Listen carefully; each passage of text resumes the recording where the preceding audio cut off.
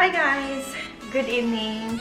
So karon, bago lang yun ng manugkaon and we decided to maghimo mi og banana cake. So we decided na lutuon na siya, kainganin na siya unahon. So inunanin na siya unahon. So sa una, magkakuan may saging nga ingon ani, ilabay dayon namo siya because we don't know what to do. Kaysa naman po'y ganahan mong paon ni ngani, diba? I mean, daot na dyan ka sa tanan siya. So, if you like to see this video, and keep on watching, and I'll try my best to keep it shorter. So, let's go!